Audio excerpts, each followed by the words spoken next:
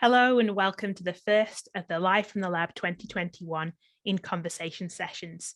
We're delighted to welcome you today to hear more about some of the in-depth conversations, collaborations that have gone into these musical pieces that have been created for Live from the Lab this year. Before we begin, I'd like to acknowledge the traditional owners of this country. There is no place in Australia, water, land or air that has not been known, nurtured or loved by Aboriginal and Torres Strait Islander people.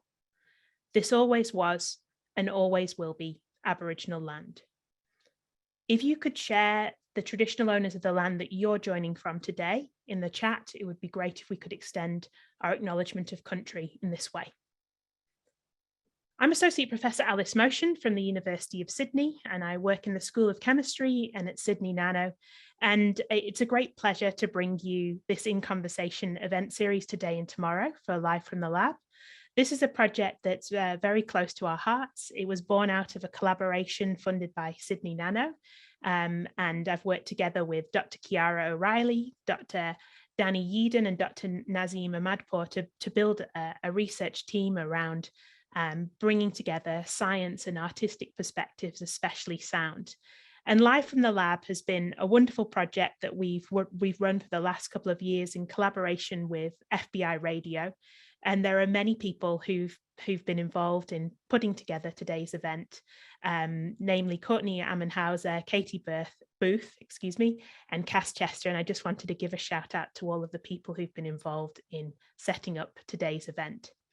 So 2021 didn't quite go to plan with Live from the Lab. We were hoping to have a gig. We were hoping to have an In Conversation in the Great Hall at the University of Sydney. And when we couldn't realise this dream this year, we decided to move online. And so we welcome you today to hear a little bit more from each of the scientists and wonderful artists and musicians who've been involved in the project this year. So today we're going to hear from the first 3 partnerships and tomorrow the final 3. And it gives me great pleasure to introduce the first collaborative partnership that we're going to hear from today. And that's from, just let me change the screen there, sorry. It's from between Professor Anita Ho-Bailey and Set1. So let me tell you a little bit about Anita. Anita's research interests include exploring new materials for next generation solar cells and engineering solar materials and devices and integrating them into all kinds of surfaces, generating clean energy for different applications. And Set1 is a Sydney-based producer, musician and DJ. He's rich in influence thanks to some fortunate exposure to some primo examples across genres growing up. From listening to reggae music and choirs as a child in the Solomon Islands, to his mother and grandfather's CDs and recordings, including Marvin Gaye, The Supremes, and easy listening instrumentals. He's already a much respected figure on Eora's underground scene, and this hype has been bubbling up with every small offering and tip-offs from some of the world's most revered. So we're going to start off today's session by hearing Set1's wonderful track for Live from the Lab 2021 that was inspired by Professor Anita Ho-Bailey's work. And this track is called Anita.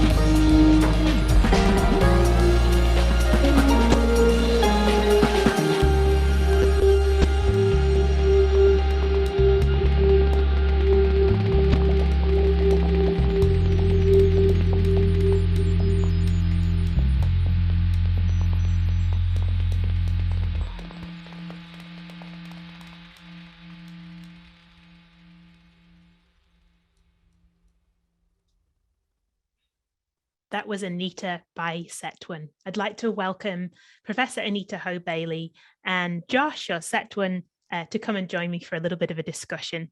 Setwin, it's absolutely fantastic to hear this track again. I wanted to start by asking you, what aspects of Anita's research were most important for you to try and capture in this simply gorgeous piece? Thank you. So I think I feel like there was obviously a few different things I was trying to approach after having the conversation with Anita. Um, Ultimately, I think there was this sort of thematic idea I was trying to achieve with the song, which was sort of just this sense of experimentation and exploration of Anita's work, particularly through things like, repetition until tension and sort of triumph through discovery, I suppose, through the music.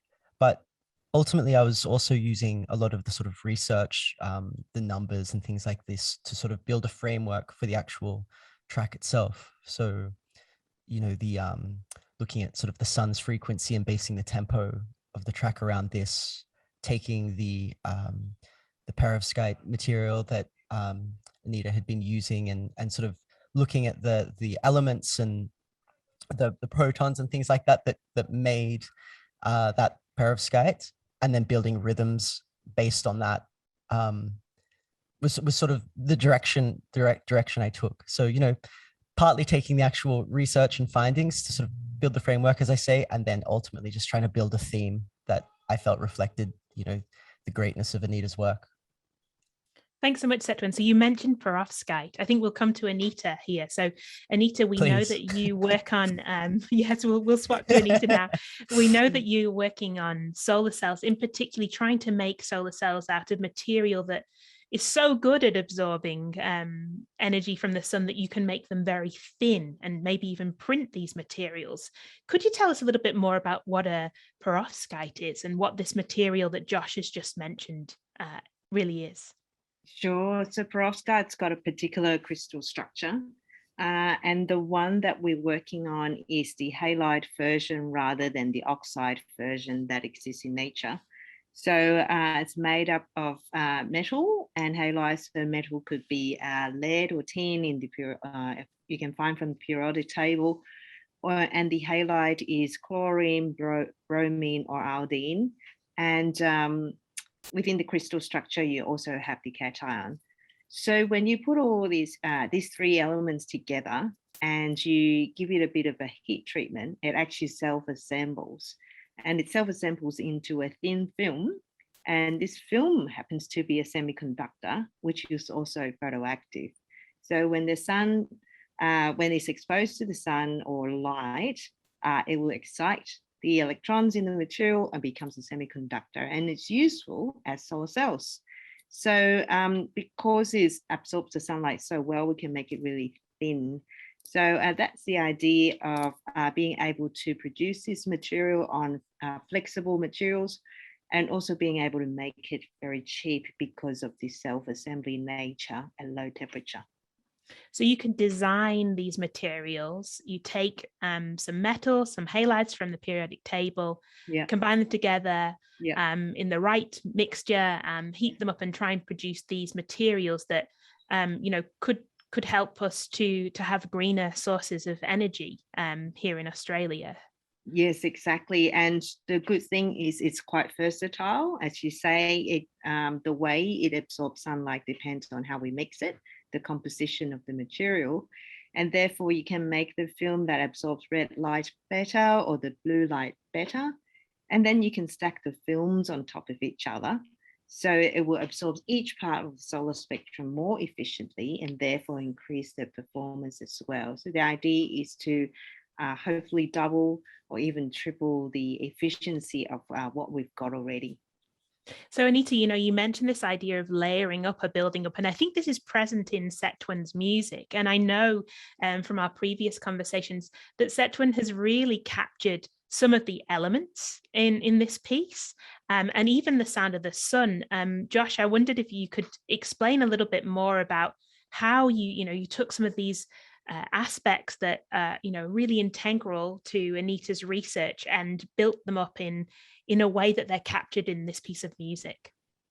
Yeah, absolutely. So I suppose, you know, one thing that I took was, yeah, this sample or this recording of the sun that NASA had sort of had on their website.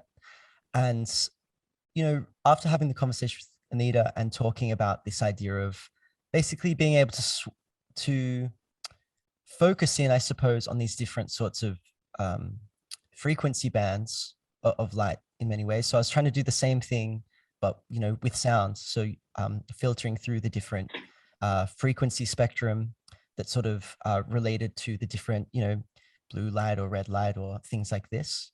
And then, as I said, the actual perovskite or the elements that were used for this, sort of building this strange textural rhythm that was just based on sort of each the proton and shell pattern, basically, and being like, okay, well, this rhythmic pattern represents that element. I'll just do another one that represents bromide, and, you know, I'll do another one that's iodines and things like this. I think that was ultimately how it all came together as far as layering things up. And Anita, you know, how did you react to that? I remember you being sort of a bit overwhelmed really by the amount of your science that Josh had managed to capture in this piece. Have you had a chance to listen again and to reflect on some of those layers that are present? I was very moved. I was moved because just the amount of intellect involved in constructing the piece together. And yeah, it's just amazing that Set1, well, when we had the chat together, so before Set1 went away to write the piece, we had a chat. And I remember Set1 was able to absorb the information, and I could see that he understood everything, but I didn't expect that he'll be able to encompass the knowledge into a piece of music. And now I listen to it again, it's actually a more emotional response. So I felt the beauty of it rather than just the intellectual side of, you know, the rhythm and the spectrum and the frequency. And yeah, it's a really nice piece of music. I think it would play really well in a restaurant, I think, or you know, maybe I'll play it again tonight during dinner. Yeah, definitely. Yeah, Set1 absorb that information just like your solar cells can absorb that energy from the sun and then radiate it out again. Thanks so much for having a little chat. We'll come back to both of you later when you join the rest of the Live from the Lab participants, but thank you for now. And we'll see you in a little while. Thank you. Sure. Thanks, Set1 and Nita. So our next two participants in Live from the Lab this year are the wonderful Baby Beef and Dr. Jonathan Dannon. Dr. John Dannon is a colleague of mine in the School of Chemistry, wonderful colleague. He's a postdoctoral researcher working as a medicinal chemistry, and he's previously studied at the universities of Bristol, Edinburgh, and Manchester, and worked at AstraZeneca all over in the UK before he moved to Sydney in 2017 to pursue a lifelong dream of using his chemistry knowledge to discover new drugs that improve people's lives. And the wonderful Baby Beef are part of a project that grew from three dear friends experimenting in the realm of pop music. As they work on extracting the surreal from their lived experiences, Baby Beef has come to realize that the only consistent theme in life is the unknown. They welcome you along for the ride with open arms. So let's hear, and actually we're going to watch for the very first time, a bit of a surprise for John too, a clip that Baby Beef have made to accompany their song, Gold in Trauma. So thanks so much, Baby Beef.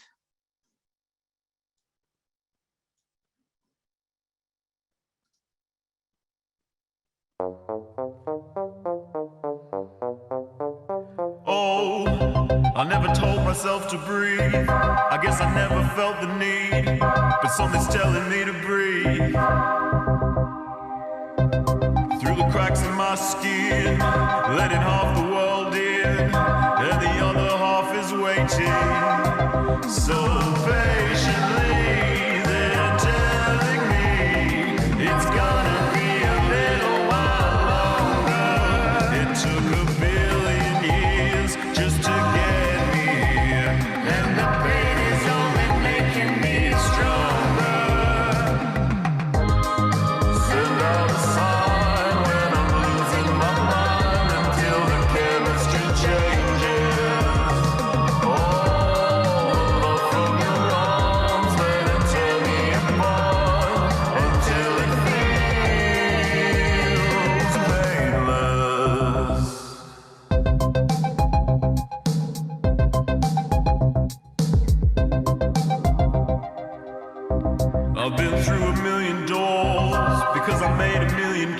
but I don't know which way to lead. And the blood from my heart is the right place to start if you ever feel the need. Supposedly it's meant to be, but could you give a little more warning? Because the things you know can make me healthy and know there's so much gold in trauma. Send out a sign when I'm losing my mind until the chemistry changes.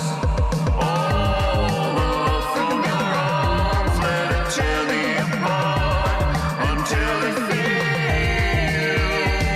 painless.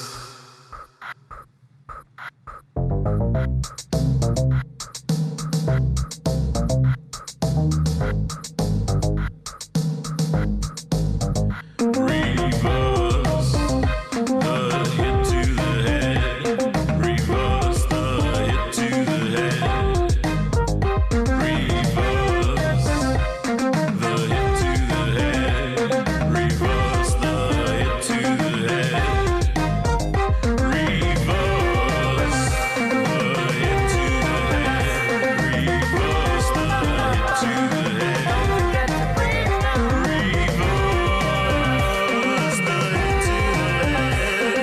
Reverse the hit to the head. Don't forget to breathe. Send out a sign when I'm losing my mind until the chemistry changes. Oh, from your arms, let it tear me apart until it feels Microglia. Yes.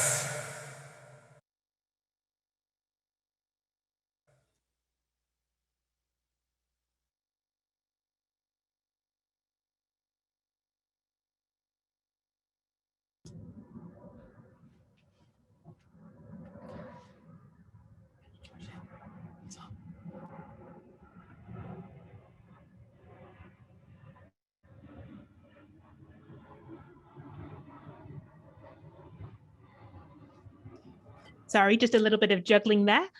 Keeping the tension up, I'll share the screen again and welcome back Baby Beef and Dr. Jonathan Dannon. Thanks so much. I mean, that clip is something else. John, I might go to you first. You hadn't seen that before. Could you let us know how you feel? We put you on the spot on the radio in National Science Week when you heard the song for the first time. And now live on Zoom, you're watching the clip for the first time. What's your response? Much like when I heard the song for the first time, wow, really, really beautiful, really beautiful stuff. I honestly, I love the use of color more than anything else. The color and and the sort of the sort of mixing up of the complexity of the video and the music, which I really think reflected the conversations that we had about, you know, the chemistry of the brain and how it's complex, but we try to simplify it, but it kind of goes both ways. I thought that video really, through the use of sort of simple primary colors, but everything also a bit technicolor at the same time, plus, you know, all the brain imagery was really powerful, really amazing. Well, amazing. I mean, I think that the use of color, that's really interesting to me, because before there was a clip, to me, this piece of music, Baby Beef, was full of color. And it seems interesting, you know, when we're talking about a part of the body that we sort of refer to as the gray matter, but yet that's the place where all of our imagination, all of our ideas, all of who we are comes from. And so that seeing that color in the video was fascinating. Would you be able to tell us a little bit more about the choices that you made in the clip? And then we might move on to the track a little bit more. Totally. Yeah, definitely the use of color was, I think you nailed it when you said just the I guess the imagination that the brain that holds and that comes from that. It was inspired by an old children's TV show called The Magic School Bus, and we really wanted to try and recreate maybe a journey that we could have riding the Magic School Bus and getting into the brain and what it would be like if we could, you know, shrink ourselves and be in there. Yeah. No, it's fantastic.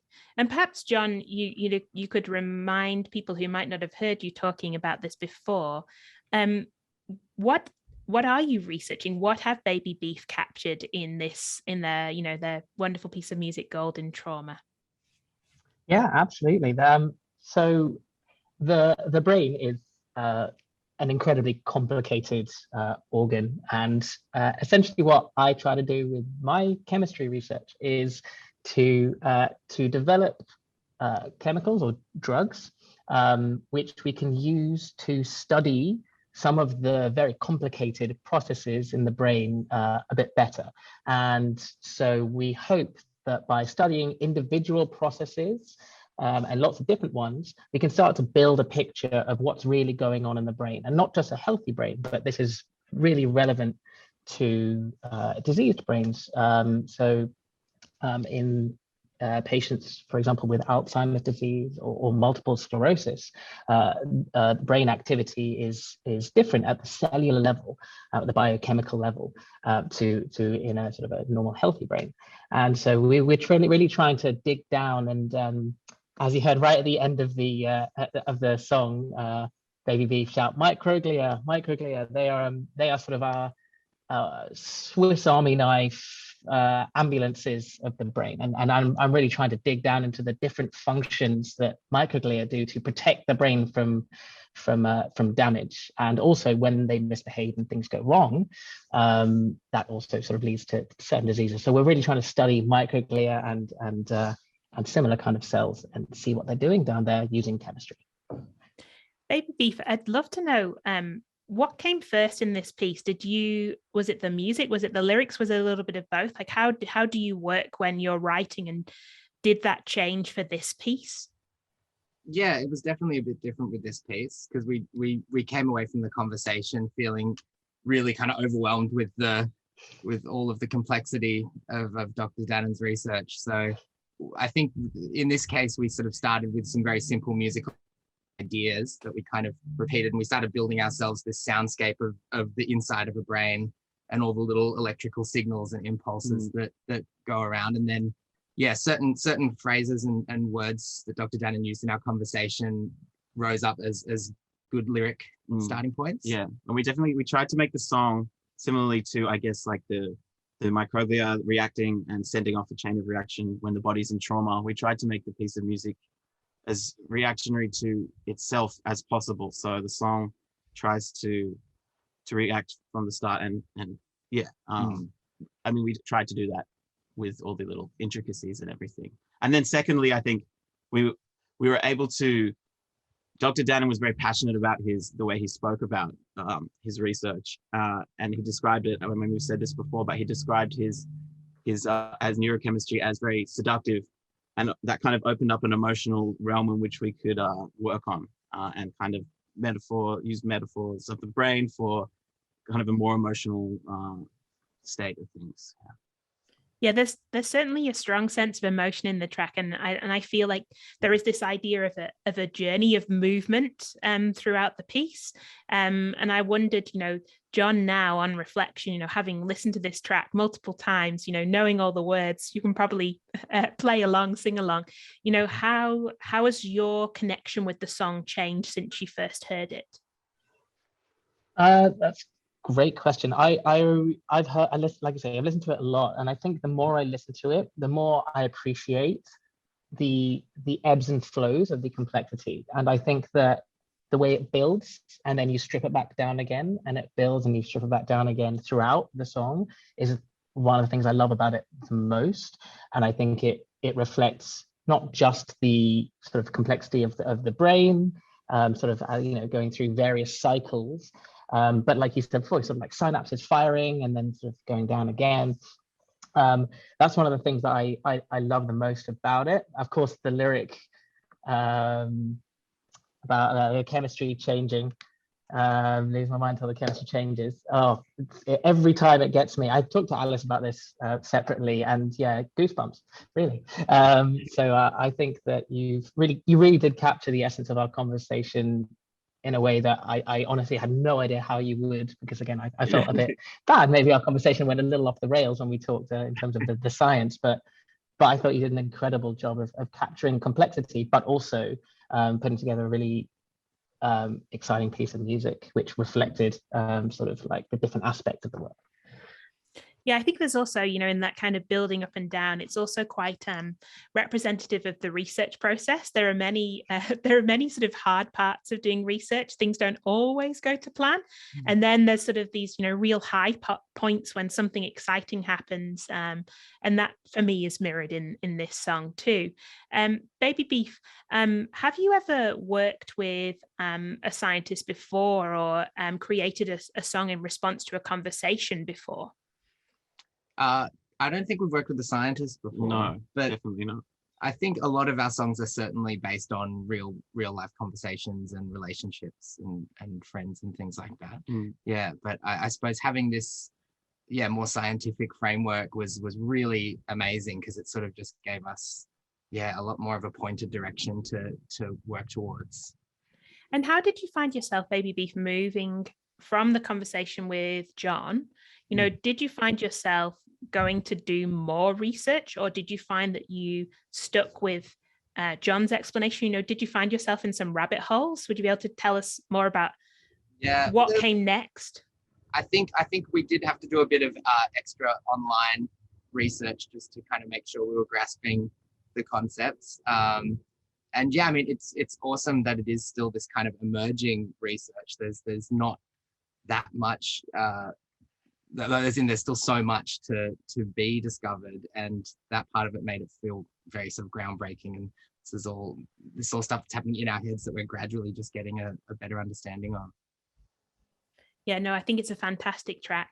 Dr. Jonathan Dannon and Baby Beef, I might thank you for now, and we'll welcome you back in just a little while.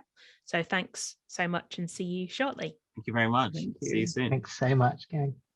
I can see there's some fantastic questions coming in on the chat, and even a few raised hands, and we will get to you. Thank you so much for your questions. I'm just going to introduce each of our acts, and then we'll come to a Q&A a little bit later. So please do keep them coming in. And thanks so much again for joining us this Tuesday lunchtime for Live from the Lab, a collaboration between Sydney University and FBI Radio. I'd now like to introduce you to our final partnership for today. And we're going to be hearing from the wonderful Makaysha and Dr. Anna Romanov. So first of all, I'll introduce you to Anna. So Anna received her PhD in pure mathematics from the University of Utah in 2018. And then she immediately traded mountains for beaches and moved to Sydney for a National Science Foundation postdoctoral fellowship. She's been a research associate at the University of Sydney, where she spent her time thinking about symmetry in all of its various guises. And now I'll move to the wonderful Makaysha, who is an R&B soul artist who grew up on the streets of Sydney's music scene. The soundtrack of her childhood included soulful tunes from the 90s and island tunes from her father's Koori radio hip-hop show, Island Hopping. Makaysha is a Darumbal Tongan woman who was born and raised in Sydney's south. She's a city girl through and through, and her lyrics represent hard-hitting, often political messages about being a young Aboriginal and Tongan woman in Australia. So we're now going to hear Makaysha's track for Live from the Lab 2021 in response to Dr. Anna Romanov's research into symmetry. I'm delighted to share a video clip and some music from Makaysha now in her track, Deified.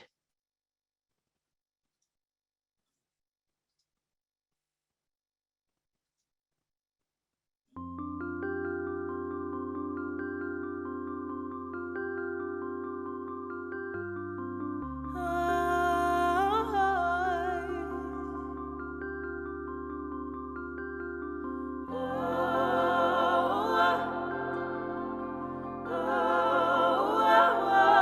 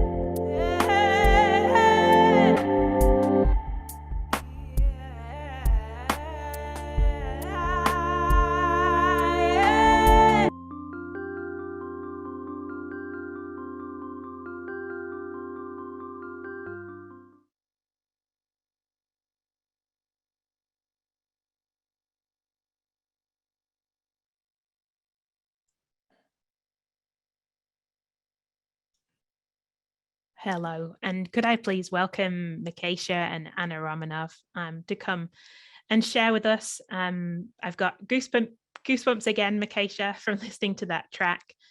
What a wonderful piece, Deified. Mikesha, we might go to you first, if that's okay. Can I ask, we know that Anna's research, and we're going to hear a little bit more about that, is into symmetry. How strongly did the concept of symmetry influence this track? So strongly. And I honestly think I got so lucky in getting partnered with Dr. Anna Romanov, because I feel like music is symmetry. Sound waves kind of in themselves are symmetric and have this balance kind of inherently, like audio waves, balance is inherent in that. So I think I got really lucky in a sense that I could have probably created anything and it would have probably stuck to the theme of symmetry, but it really kind of challenged me because it forced me to kind of dig a little bit deeper and challenge myself creatively in how I can reflect symmetry and balance in kind of the structure, in the way that I use harmony, in the way that I kind of manipulate the production of things. So it was fun. It was a really cool challenge. But yeah, I think I definitely was very spoiled in getting paired with Dr. Anna Romanov. I'm sure that Anna feels the same. So Anna, I might invite you to share a little bit more about what it means to research symmetry. Yeah, sure. So I research symmetry mathematically because I'm a mathematician.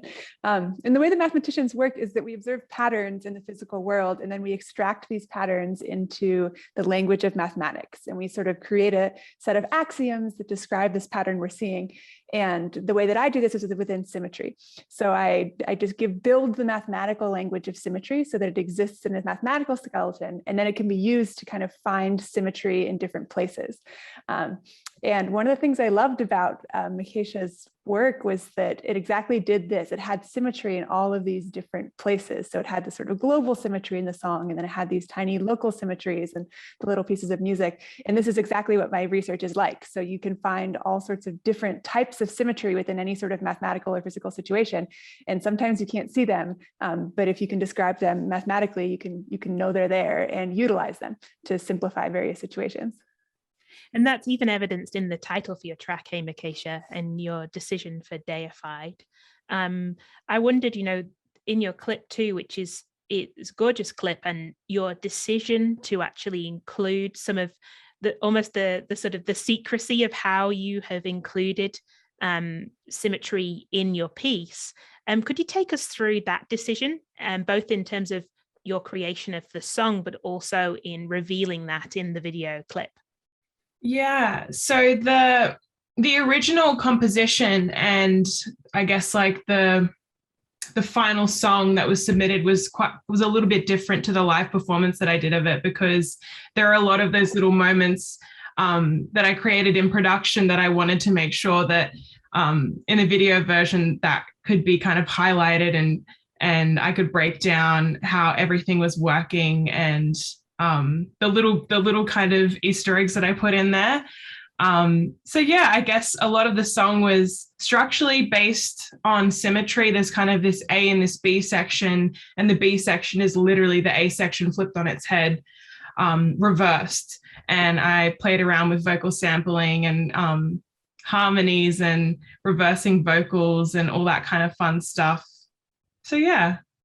I mean, I think it's beautiful. I also, what struck me, and I don't know if this is right or not, Anna, you can tell me what you think, but there's also there's a deep complexity to Mikesha's piece. There's also a simplicity to it.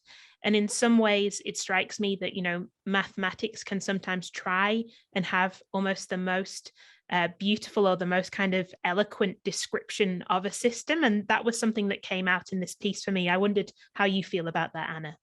Yeah, I completely agree. I think mathematics definitely has a reputation for being very complex, but I think it's actually the opposite. Like mathematics is trying to describe something in sort of the simplest way possible. And what I like about it is you can often sort of feel the simplicity before you necessarily see it. And I felt that about Mikesha's song. Like, it just had that you couldn't at first listen, you can't catch all the individual pieces of symmetry until you hear Mikesha tell you about them, but you can kind of hear it all. Like, you hear the symmetry of the song as a whole, and it makes it feel, it sort of has this nice simplicity that makes it feel kind of clean in this way. Almost like it has everything it needs, but if it had anything more, it would, I don't know, could have been spoiled or changed. I don't know how you feel about that, Mikesha. Maybe that's just from me.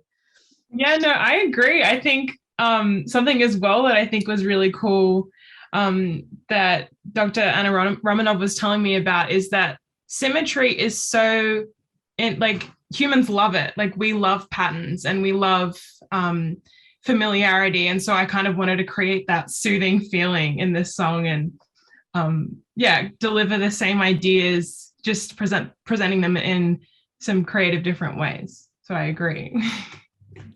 And Anna, listening back now, how has your response to this piece changed? Has it changed at all? Or when you've shared it with friends and family who perhaps, I don't know, maybe don't quite understand what you do as a mathematician, has that helped to change anything in conversations with friends, families, or other people that you've met? Yeah, I think so. One of the things I love most about this project is that as a mathematician, it's often really hard for me to explain the details of my work to people who haven't been studying math for the last 10 years. But I find it to be really beautiful in the same way that I would find sort of a piece of art to be beautiful. And it's always been hard for me that I can't share this beauty of mathematics with the people who I care about in my life. And what I love about this piece is that it really captures the feeling of the beauty that I feel in mathematics, but it captures it in a way that's more accessible to other people. And so I really love that aspect of it. And so I've really enjoyed sharing it with friends and family and sort of giving them a glimpse into how it maybe feels to do my work, even if they don't understand the details of doing my work. And that's been a really satisfying experience. Well, that's wonderful to hear. So thanks so much, Mikesha and Anna. We're going to actually invite the rest of the live from the lab participants to come back on screen so we can have a little bit of a chat together. So if everyone could come back, and I'll try and change the screen so it's for everybody. If anyone in the audience, we're so glad to have you here with us this lunchtime. It's a pleasure to see some faces popping up on Zoom and some names indeed. If you have any questions, please do put them in the chat. And if you've already asked something and you think I might have missed it, feel free to repost it and I'll try and get to you. I'm just going to be reading out questions today rather than inviting people to unmute. But we might go to everybody. So I think everyone's back online now. Hopefully we can see Anita too shortly, but we'll come, I think, to John first. John, I was wondering, how does it feel as a researcher to have this, this lovely opportunity for somebody to create a piece of music about your research?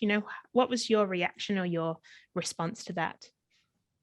I think as an idea, as a concept, this is the first I'd ever heard of something like this, to be honest with you. Certainly the first I've ever been involved in. And sort of being a big fan of music, I used to play music, when I was younger, and obviously we all listen to music all the time, but it felt like such a unique opportunity to do something really different and genuinely really valuable, because it's something that I wish there was more of in the world, a little more of an interaction between hard sciences, soft sciences, and creative arts. Ideas come from the wildest places. Any scientist will tell you that. I'm sure artists will tell you the same. And creativity is key for both. And I think that talking with Baby Beef actually gave me, and listening to this music has genuinely sparked ideas for me in my chemistry and the work that I do. And I thought that as a concept, this live from the lab and these kinds of collaborative efforts are genuinely really, really valuable, as well as super fun. That's my take on it anyway. No, I think, sometimes there's sort of this sense of putting the arts and sciences as opposite each other, which I think is sometimes it doesn't feel natural as somebody who is a scientist. It feels like there's very similar aspects between them. And one of the things, you mentioned there, John, was the creative process. So I thought maybe I might ask Makesha, do you see any similarities from talking to Anna or talking to other scientists between the creative processes for you as a musician and scientists, or do you see things differently, or would you have anything you might like to share in response to that? Yeah, totally. I was actually really surprised about how similar our processes were in kind of navigating, the music world, harmony, lyric writing, all that kind of stuff, and then mathematics, numbers, exploring that space. Like, I think all we're really doing, both musicians and scientists and mathematicians all the time, are just experimenting and kind of trying things, failing miserably, kind of getting up again and just keep going. And I guess we both kind of spaces just start getting really good at failing and not making the same mistakes again. So that was kind of a cool little insight that I got from Dr. Anna Romanov's work that kind of made me feel better about being a musician and not a scientist or a mathematician. There's certainly experimentation in both, I think. Baby Beef, how did you find that? Did you find yourself having any kind of similar, parallels between how John works and how you works, or any differences that you've noticed through this process? Definitely there was the trial and error in his process, and I guess as been said, the experimentation. Dr. Dannon, one of the ways he described his practice was he's got a million different doors and he's trying to make different keys, and we reference this in the song, and he's just making a key and trying to unlock one, and once you unlock a door, you just got a million other doors. So there is that trial and error and I guess reinvention as well. That was, I guess, we find very, very much in our practice as well. Yeah, definitely. And I thought it might come to Setwin next, actually. So Setwin, the amount of science, that you layered into your song, you sort of took this approach of incorporating this sonically into your piece. Is that similar to the way you build or layer other songs, or did something change in the way that you kind of conceived of this piece or went ahead with this in terms of your composition?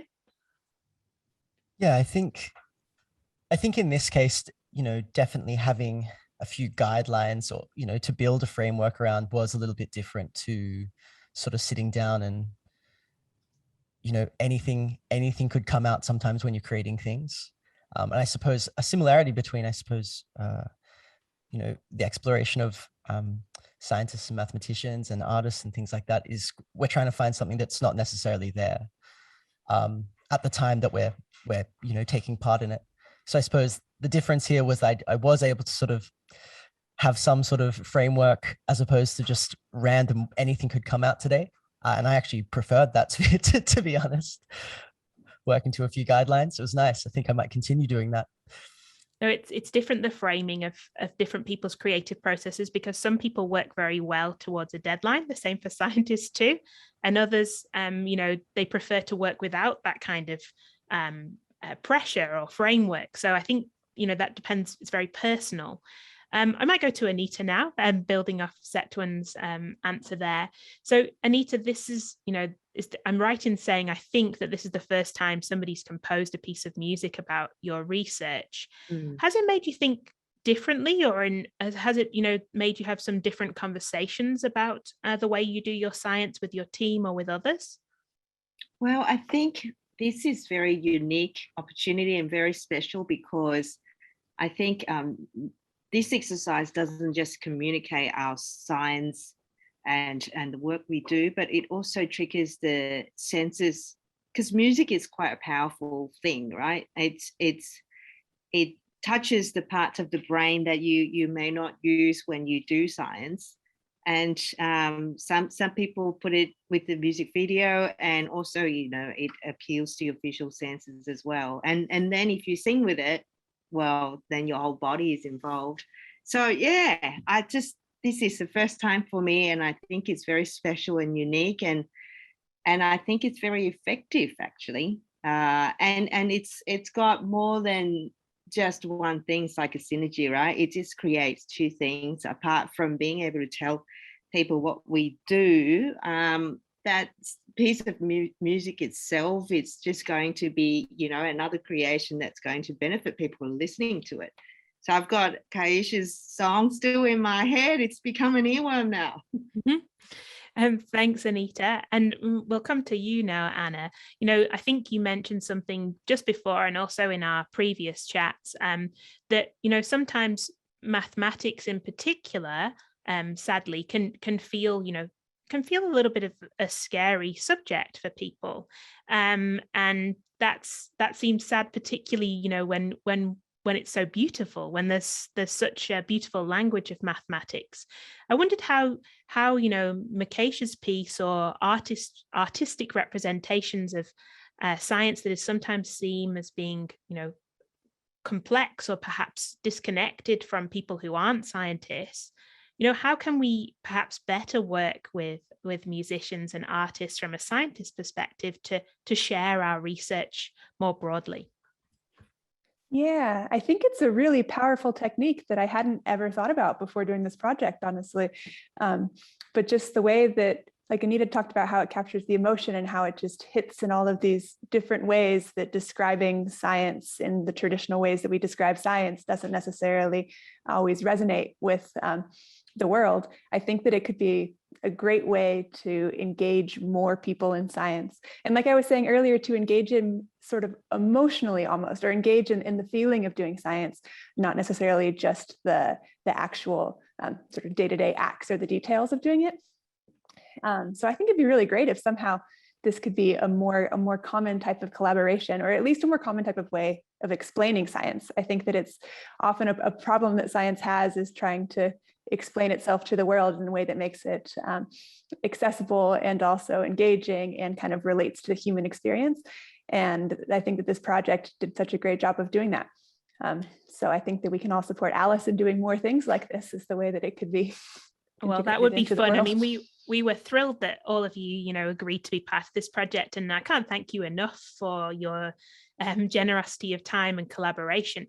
I am interested in that, though, if you don't mind. You know, what are the motivations between doing a project like this? If I'm not putting too many people on the spot, I might go with Baby Beef. You know, why did you say yes to this project?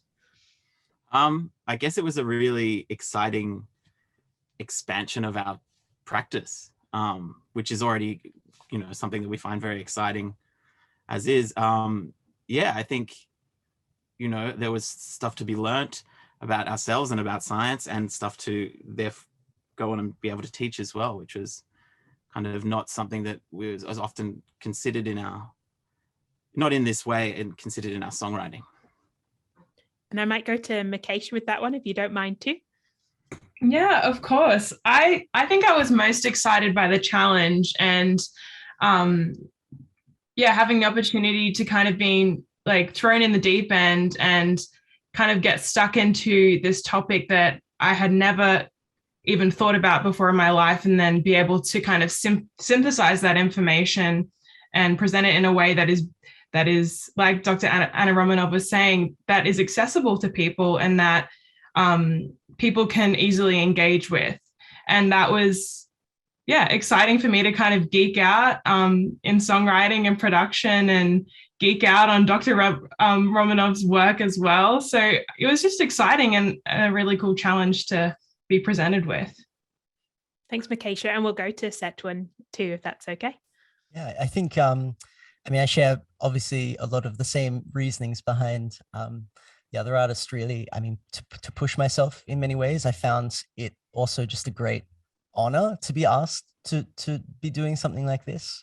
And also, you know, to write about something, like quite often when we're writing, we're trying to obviously communicate and express something. And it was just sort of nice to be writing about something that wasn't just like Love or, you know, The Weeknd or something like this. It was great to actually have someone sort of share something, and I had to sort of take that and recommunicate it back. It was just a great thing from a compositional standpoint. And I just, yeah, really appreciated that whole experience. It's great. Thanks, Setwan. We actually have a question for Makaysha here in the chat, Makaysha, which is particularly about your music, I think, more generally. We're very lucky that you're joining us from America, from so-called New York this evening, and thanks so much for staying up late to join us at lunchtime. So the question here is, Makaysha, how do people in so-called New York respond to your music, especially when you're highlighting social injustices towards First Nations people here? Is there anything supporters here could do with the help of your music, perhaps?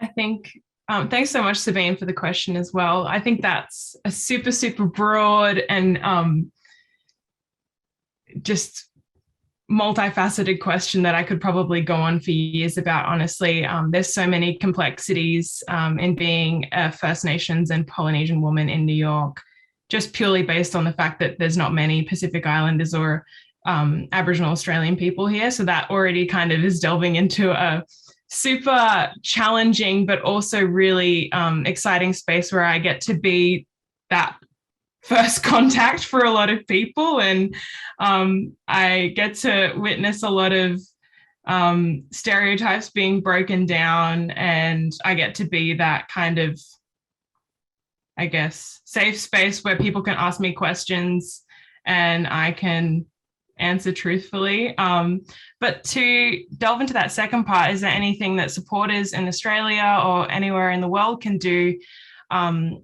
with music? I guess at this time, just like buy people's music. Bandcamp is an incredible platform. Make sure that you're supporting local artists, Australian artists from your city, seeing live music. And in terms of supporting First Nations communities, I would just say keep your finger on the pulse, be aware of what's happening in your space, be aware of whose country you're on, and just be open to having your ideas, your ideas and expectations challenged, and having conversations. Sorry, Makaysha, I didn't mean to cut you off there at all. Thank you so much. And thanks for the questions in the chat. We're actually coming up, it's gone so quickly, we're actually coming up to the end of time. And I think that answer from Makaysha was a great place to end in terms of supporting artists, supporting First Nations artists, supporting Australian artists, and, you know, supporting people who have been disproportionately impacted by COVID-19 from different communities, but particularly from artistic communities and people with intersectional identity. So it's been fantastic to be able to work with all of you as part from the live from the lab. I wish we could go on chatting, but it's time for us to say farewell for today and to ask you to invite you warmly, everybody who joined us, to join us tomorrow for the second part of this conversation. And for me to say a massive thank you to each of our scientists and artists who've been part of this celebration of arts and culture here in Australia. So I'd like to thank you all very much for attending, and to thank Anna Romanov, Jonathan Dannon, Anita Ho-Bailey, researchers from the University of Sydney, and the absolutely fabulous Makaysha, Baby Beef, and Setwan. Thank you so much for being part of this, and thanks to FBI Radio and Sydney University for supporting this, and of course the Australian government for the grant that enabled this whole project to go ahead. So thank you very much.